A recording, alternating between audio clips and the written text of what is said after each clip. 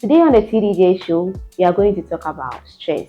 Don't forget to subscribe and to follow us on all our social media handles, the TDJ show 120.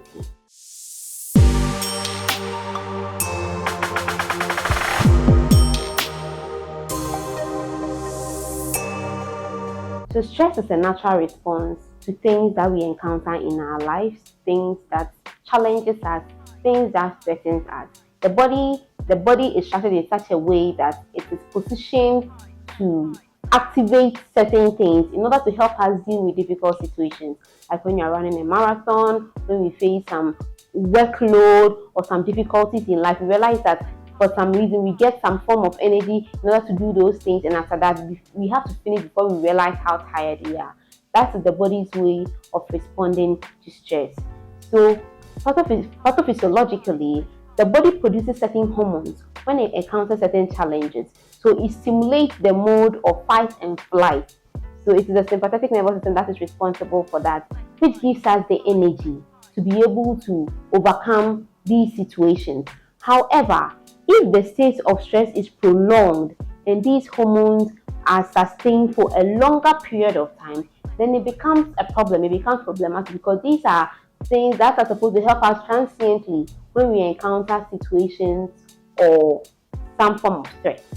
Now, stress is very good. One way or the other, we all need to experience stress. It helps us to grow, it helps us to overcome issues and challenges so that we become better versions of ourselves. But persistent stress is very bad, it affects our mental health, and it affects us physically. And that is what we need to avoid. So, what causes stress? So, for the normal form of stress, unusual workload, when you're going for an interview, sometimes when you're feeling unwell, when you have conflict in your family, conflict at your workplace, issues with your spouse, they can all put us under stress. And we have a major forms of stress that gives us extreme form of stress, like losing a loved one, like a natural disaster, like going through a divorce, like an unrealistic boss who is giving you some unrealistic form of workload all the time, or loss of a job. They are sometimes unexpected and put us under extreme form of stress. But the body in its own way has a way of helping us deal with it with the help of the stress hormones. However, persistent stress, like I said earlier, can affect the body and the mind in a lot of ways that we will not even imagine. So how do we know when we are going through undue form of stress? For signs and symptoms of undue stress, we can categorize it into three different categories: emotional, physical, and mental or behavioral. So for the emotional one, there is fear, there is sadness, there's a form of depression, there is irritability, there is anxiety. So when you see these signs, it means that you are having emotional signs of stress. Physically, you'll be feeling tired. Some will have diarrhea, some have constipation, abdominal pain, headaches. See, all these can be signs that you are. There are lots of people who come to the hospital with all sorts of symptoms just as a result of stress. Sometimes your heart will be beating fast, you'll be sweating, all just because you are stressed. Behaviorally, you realize that you withdraw from people. You don't want to be in the midst of people. You are snapping the slightest thing, then you are shouting on the person. It could be you're not sleeping well. It can even affect your sexual function. I'm sure some men have realized that when they are under a lot of pressure from men, they don't even get to perform very well in bed. They are all behavioral signs of stress. So stress can be very bad. If it's prolonged and persistent, can lead to all forms of consequences. So how do we deal with stress? So in order to manage stress, you need to identify or accept the fact that you are under stress. Now, knowing that you are under stress helps you to approach it and solve it well. Now, you have to try and identify your source of stress.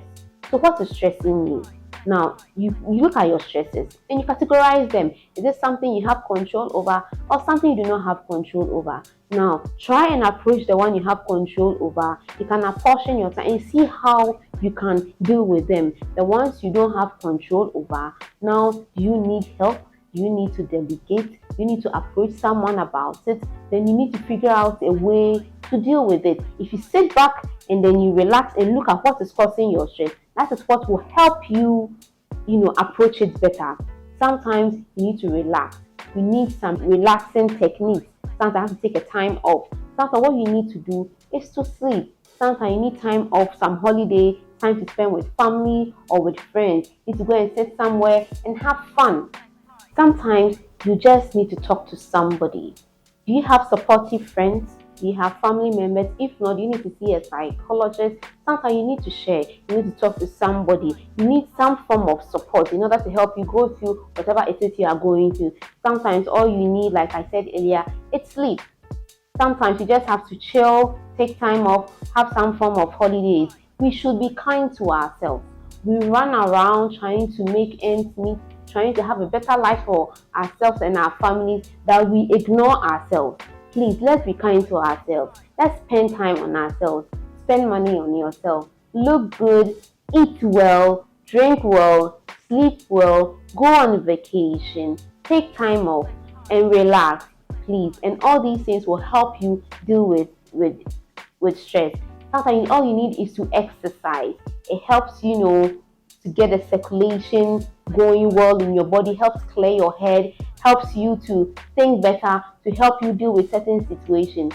So in times of stress, please, let's sit back, let's analyze. Do we need help? Do we need to categorize certain things? Do we need to plan our life? Sometimes you need to plan your life. You have to put things in order. The time you sleep, the time you wake up, so that we can make good use of time in order to be able to do the things we are supposed to do and meet deadlines. So let's go back, sit back, analyze what we do, analyze what we do with our time, the things we have control over, the things we don't have control over, what we are eating, what we are doing, what we are doing, and let's be kind to ourselves. Sometimes all you need is to talk to somebody. Please don't forget to ask for help.